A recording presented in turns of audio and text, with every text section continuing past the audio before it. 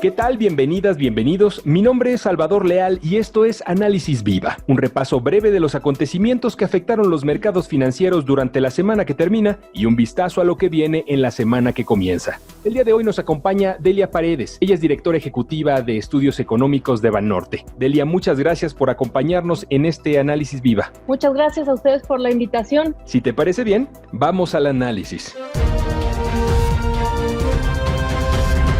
Esta semana creo que tuvo un poco de tranquilidad respecto a datos en Estados Unidos, pero parece que hubo reportes corporativos interesantes, ¿no? Así es, los mercados la mayor parte de la semana estuvieron bastante animados porque los reportes corporativos de las empresas pues han resultado mejor a lo que se tenía previsto, aunque hacia adelante se sigue esperando cierta debilidad derivado de la crisis generada por la pandemia del COVID-19 y pues esa racha positiva, digamos, además porque se acuerdan que habíamos estado hablando de la posibilidad de que ya hubiera una vacuna muy cerca, lista para ser utilizada y demás. Sin embargo, esta racha positiva se desvaneció este jueves con la salida de los datos semanales de aplicaciones por seguro de desempleo, los Initial Jobless Claims, que repuntaron por primera vez desde el mes de marzo. Además, hubo una serie de anuncios sobre paquetes fiscales tanto en Europa como en Estados Unidos, ¿no? Efectivamente, es parte del tema de la pandemia. Como saben,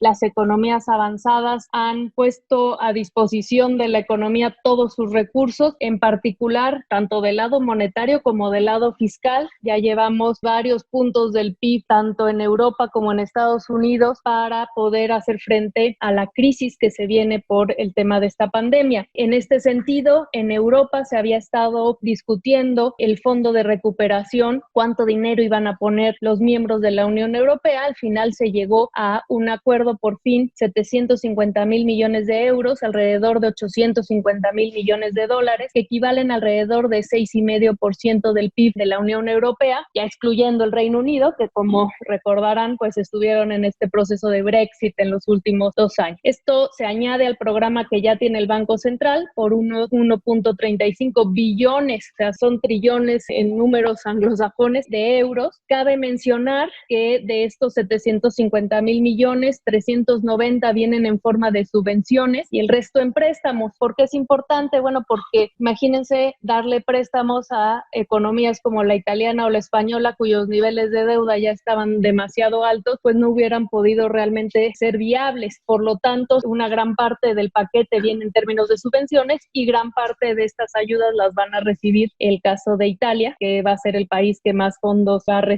y ahora nada más falta que pase el proceso de aprobación por los parlamentos de cada país y desde luego por el Parlamento Europeo, es decir que pues estos fondos los vamos a ver aplicados a partir del año que viene. En el caso de Estados Unidos, pues es un poco la discusión de cómo se van a renovar todo el paquete de estímulo masivo fiscal que ya se había puesto. No se ha llegado a un acuerdo entre los republicanos y la administración de Trump sobre básicamente los recortes a los impuestos de nómina. Ya hoy parece que eso se empezó a destrabar. Va a ser un estímulo mucho menor en monto a lo que vimos en abril, pero aún así va a seguir significativo. Y lo más importante es que se apruebe. Los estímulos que ya estaban aprobados terminan o expiran a finales de este mes y pues si bien los demócratas quieren un acuerdo mucho más amplio, va a terminar siendo de alrededor de $1 billón.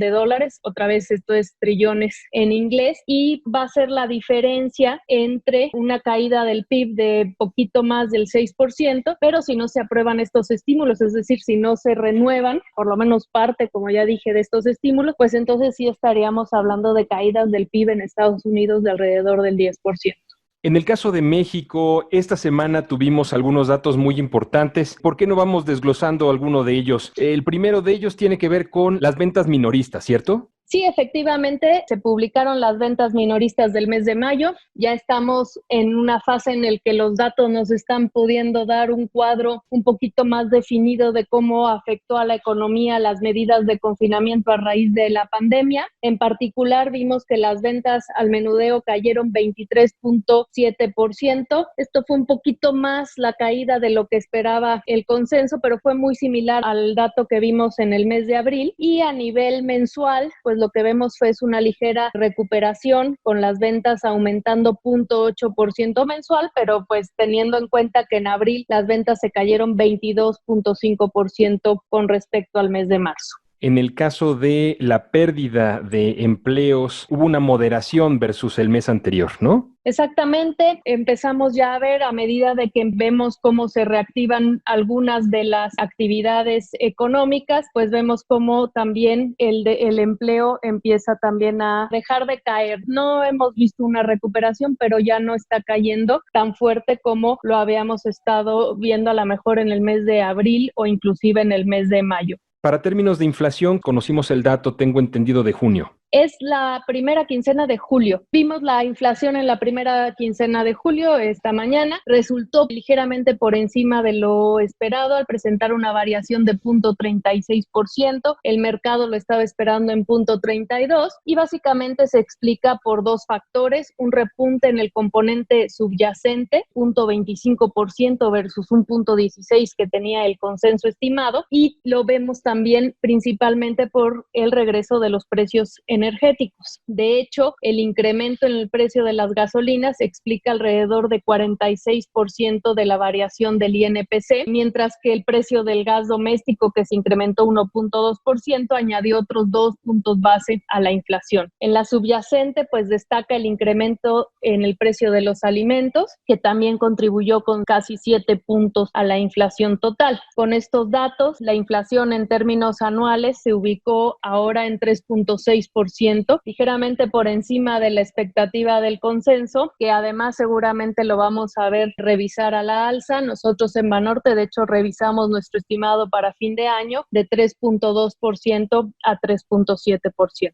Además, el INEGI esta semana publica el indicador global de la actividad económica. ¿Hacia dónde lo ves? Esperamos una caída todavía de 20.3%, inclusive esto va a ser mayor a la contracción de 19.9% que vimos en abril y marcando un nuevo mínimo histórico. Seguimos viendo, como te decía, todos los datos de estos meses nos están dando un cuadro de cómo es la afectación por la pandemia. Ya vimos el dato de producción industrial, vimos una caída de 30.7% anual y estamos esperando ver una contracción de alrededor del 17.5% en el sector servicios. No obstante, otra vez en términos secuenciales, mayo versus abril, la contracción pues va a ser ligeramente menor a la que ya habíamos visto en abril.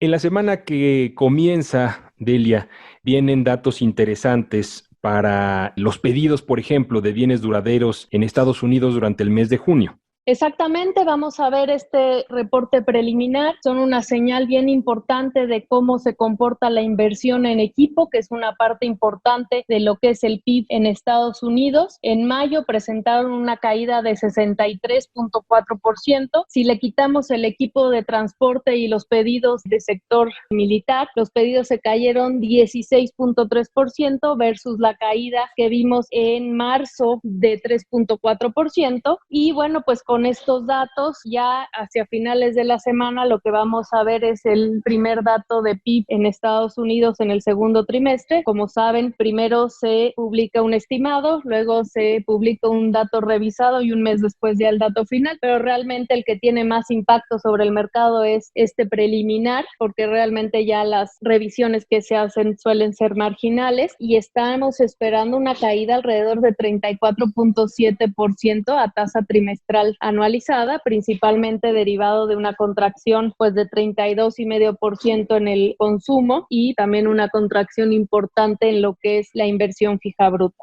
Hay otro elemento adicional que tiene que ver con la encuesta de confianza del consumidor en Estados Unidos. Efectivamente, también vamos a ver los datos de confianza del consumidor, tanto del Conference Board como la que hace la Universidad de Michigan. Esperamos pues ver un pequeño deterioro de estas dos encuestas. Básicamente, pues todo el riesgo de un rebrote después de esta reapertura que hicieron y de los casos que hemos visto en estados muy específicos, pues es muy probable que la confianza de los consumidores hacia adelante siga deteriorándose. Para balanza comercial en Estados Unidos, ¿cómo lo están viendo ustedes?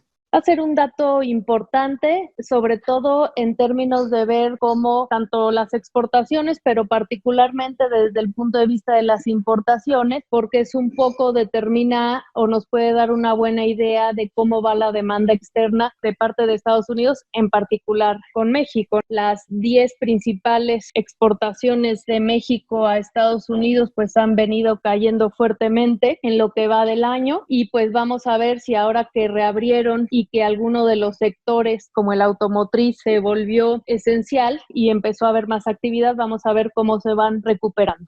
Además, la próxima semana la Fed tiene reunión y habrá decisión de política monetaria. Así es, pocos cambios. La verdad es que ahí ya han dejado muy claro que van a dejar la tasa pues básicamente muy cercana a cero, que es como está ahora. Y pues básicamente lo que queremos ver es cómo va el tema de las compras y el forward guidance o la guía de la actualización, digamos, de cómo está viendo el Fed las cosas hacia adelante. Ya en sus últimos comunicados, pues lo que ha dicho es que va a depender de cómo vaya viendo el panorama para empezar a tomar otro tipo de decisiones, ¿no? Entonces, muy atentos también a posibles cambios en el tono que pudiera tener el FOMC esta semana. ¿Habrá datos sobre el PIB estimado para el segundo trimestre tanto en México como en Estados Unidos? ¿Sigue la situación tan complicada como se prevé? Vamos a verlo, obviamente, como ya dije, los pedidos de bienes duraderos de junio van a ser clave. Vimos una recuperación importante de las ventas en la semana pasada en Estados Unidos y eso nos puede dar un proxy de cómo va a venir el consumo, aunque de todas formas se espera negativo, 32,5% abajo. Y en el caso de México, si bien pues el dato de este viernes va a ser fundamental para ya afilar los estimados hacia la semana que viene, que se publica también el dato estimado, pues lo que vemos es una caída de alrededor del 19,4%. Además, tendremos números sobre las cuentas fiscales en junio aquí en México, ¿no? A nivel local. Efectivamente, ya es el reporte del mes de junio y por lo tanto, pues marcan siempre los trimestrales, marcan quizá un hito, ¿no? De cómo va el tema de recaudación, que vemos que se ha caído bastante, cómo va el gasto y sobre todo también cómo van, por ejemplo, los fondos de estabilización, que es un poco pues los guardaditos, digamos, que ha tenido el gobierno y que le ha permitido pues mantener un poco los niveles de gasto. Antes de terminar este análisis, Delia, la semana pasada fueron publicados los resultados por el INEGI de los censos económicos 2019. ¿Cuáles son algunos de los hallazgos que nos pudieras platicar al respecto para llevarnos en este análisis viva? Pues efectivamente, el INEGI presentó estos censos que hace cada 5 años. Este es el 19º que publican y básicamente lo que buscan es reportar el desempeño y las características económicas de los establecimientos de nuestro país y pues son bien importantes, nos dan al menos una foto de cómo estaba este sector el año pasado y pues bien importante también en términos de a la hora de hacer política pública y ver dónde se tienen que dar los estímulos, ¿no? Los principales resultados, bueno, pues es en general, había 6,3 millones de establecimientos con alrededor de 36 millones de personas ocupadas en ello. Esto representó un aumento de 2,4% con respecto al censo anterior, lo que nos hace también bien interesante este análisis, nos lo va haciendo por sectores. Lo que vemos es que del total de los establecimientos, las manufacturas aportan 32% del valor agregado del país, el comercio 21,4%, los servicios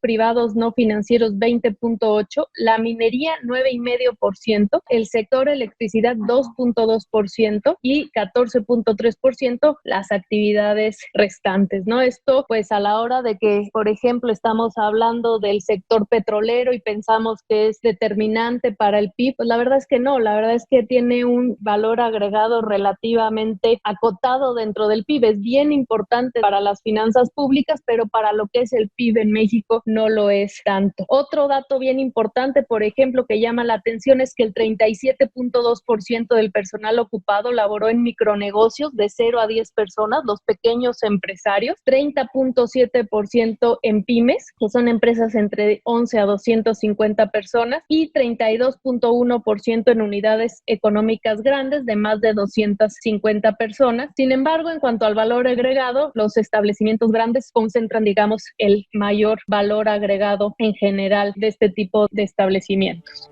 Y también para resaltar en eventos de la próxima semana, este próximo sábado 25 de julio, Viva, la Bolsa Institucional de Valores, cumple 2 años de haber entrado en operación. En estos 2 años, Viva no solo logró romper con un monopolio de décadas, sino que además lo hemos hecho de la mano de la innovación y la tecnología, posicionándonos como una de las bolsas de valores más veloces a nivel mundial.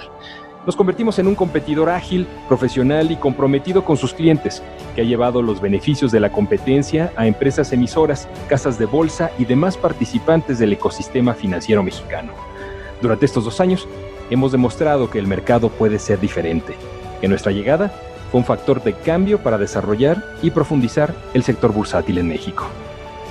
Delia, muchas gracias por acompañarnos el día de hoy en este Análisis Viva. Muchísimas gracias y espero que les haya gustado. Muchas gracias. Ella es Delia Paredes, directora ejecutiva de Estudios Económicos de Banorte. Y a ustedes que nos escuchan, muchas gracias también. No olviden suscribirse a nuestro podcast en las distintas plataformas que tenemos disponibles y compartirlo con todos sus contactos. También los invitamos a que nos sigan en nuestras diferentes redes sociales y que entren a nuestra página de internet viva.mx para la información más completa del mercado de valores en México. Análisis Viva es una producción de la Bolsa Institucional de Valores.